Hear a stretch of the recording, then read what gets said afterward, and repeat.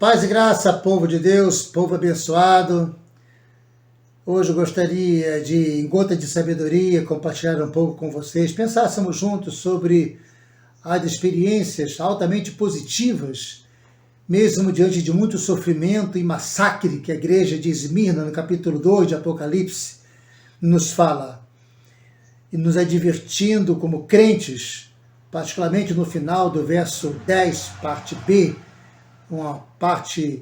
um texto bem conhecido: ser fiel até a morte e dar-te-ei a coroa da vida, portanto, fica comigo.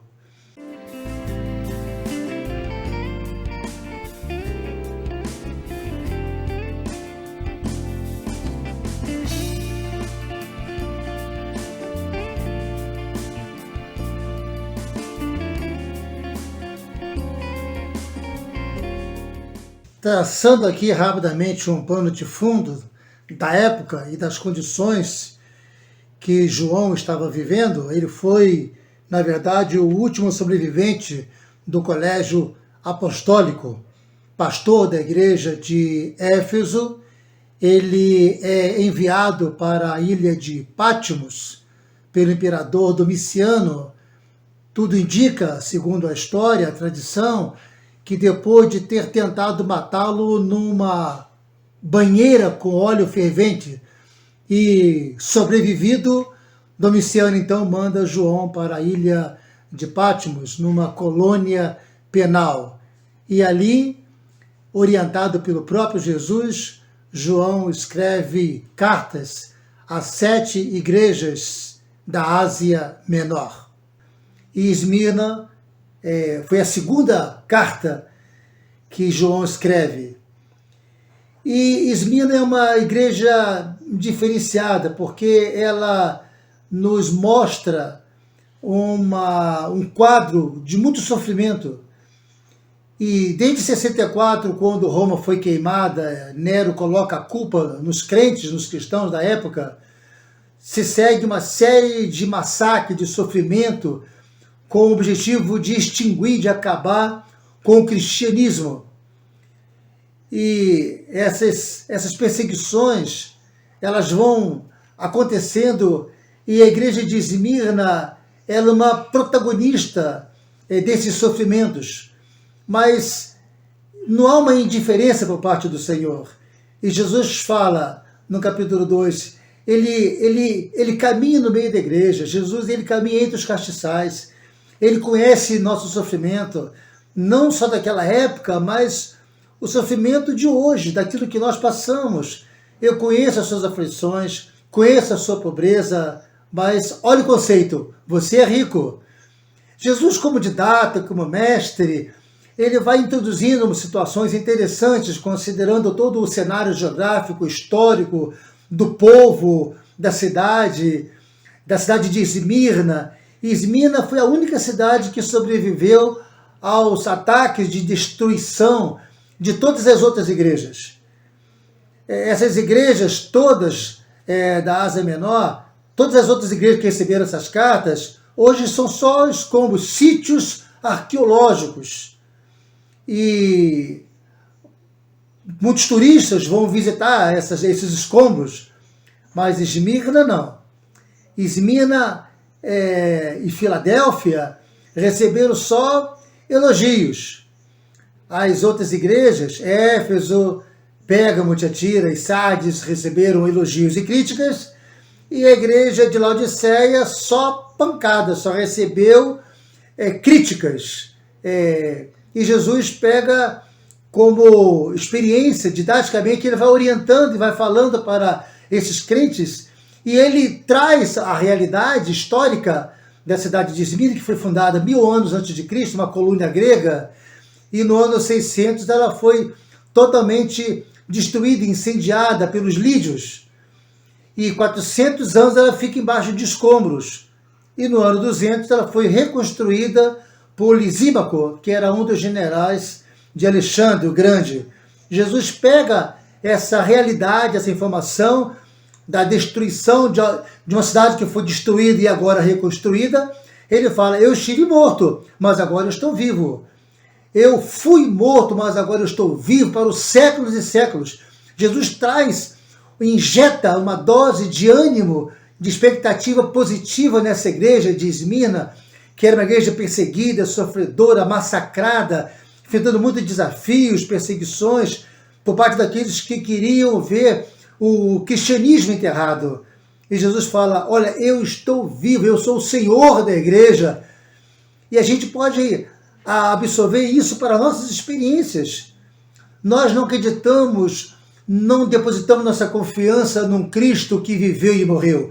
Nós depositamos nossa confiança num Cristo, num Jesus que morreu, mas viveu e está vivo até hoje, à direita do Pai, advogando nossas causas do lado do Pai.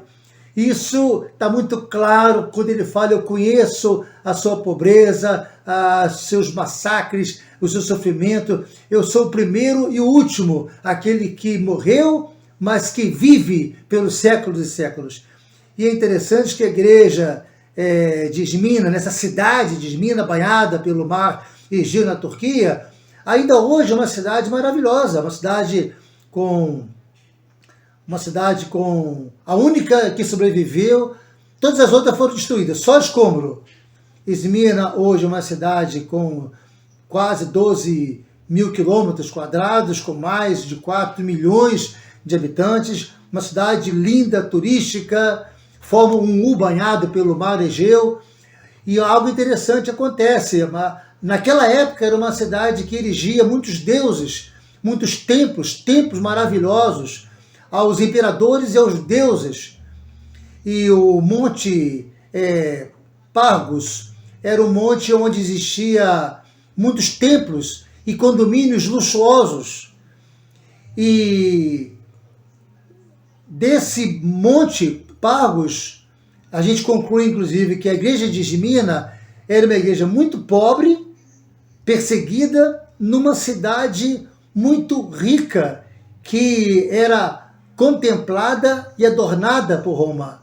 Cícero, por exemplo, ele fala que Esmirna era a cidade, a mais fiel cidade dedicada aos deuses e a Roma e aos imperadores. E Esmirna era a cidade mais dedicada e mais fiel ao próprio Deus. Olha o contraste, tá? Isso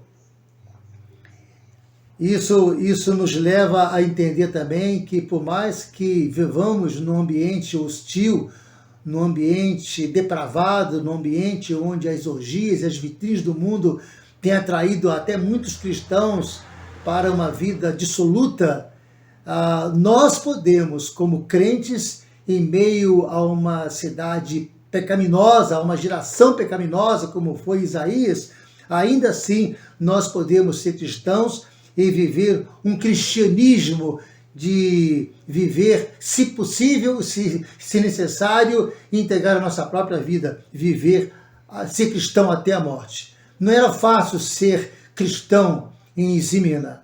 E não eram pobres porque não trabalhavam, porque eram negligentes, porque eram pobres, porque eram espoliados. Seus bens eram roubados pelo próprio governo, oficialmente. Suas propriedades eram confiscadas, jogadas na prisão, eram martirizados. Esses crentes, ainda hoje, em muitos lugares, sofrem perseguições nos países muçulmanos. Isso quer dizer que isso nos chama atenção. Como ser cristão fiel até a morte. Ser fiel até a morte não é ter uma vida longa e lá no final ganhar a coroa da justiça. Não é só isso. Mas é diante dos desafios, diante da negação, diante da escolha entre viver ou morrer por Cristo, ter que entregar a vida e morrer por Cristo. E às vezes até mesmo ver nossos filhos serem mortos para depois sermos mortos, como uma família inteira no Sudão. Recentemente nós tomamos conhecimento. Muitos países comunistas e muçulmanos ainda hoje fazem isso. Estão entregando as suas vidas por amor ao Evangelho. Isso é ser cristão fiel até a morte e aí receber a coroa da justiça. a vida de um cristão, na verdade, aliás, a marca de um cristão é o sofrimento. Alguém já falou que a marca de um cristão, a marca do cristianismo, é o próprio sofrimento. A vida do cristão não é uma vida fácil. A gente também vê que na cidade de Esmirna acontecia aqueles jogos internacionais como umas Olimpíadas, e era dada uma coroa ao vencedor. Vinha gente de várias partes do mundo, e havia duas palavras interessantes no grego para a coroa, diadema e Stéfanos. E Stéfanos era uma coroa de louro, de um ramo que era perecível, era uma coroa corruptível, ela tinha prazo de validade. Com pouco tempo ela se murcharia, mas Jesus nos promete uma coroa crivada de diamantes, com pedras brancas, e ali nós vamos reinar com o Senhor.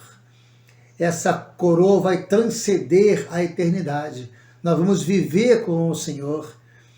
E lá no finalzinho do versículo 11, está muito claro lá que nós não vamos experimentar a segunda morte. O vencedor não sofrerá a segunda morte. Por mais que venhamos a sofrer aqui na terra, Jesus nos prometeu que seríamos mais do que vencedores.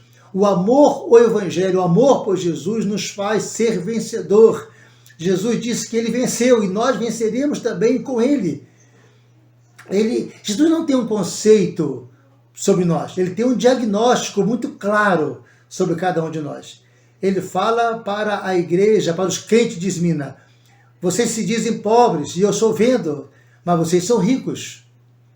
Ao contrário da igreja de Laodiceia, que dizia: eu sou rica, eu sou rico e adquiri riquezas, eu não preciso de mais nada, me basto.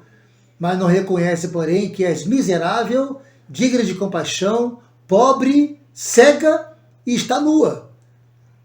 Esse era o contexto da igreja de Laodiceia, o contraste. Quer dizer, o conceito que Deus nos tem, o conceito de Deus, de Jesus, é diametralmente oposto ao conceito que a sociedade tem do que seja riqueza ou de que seja uma igreja rica.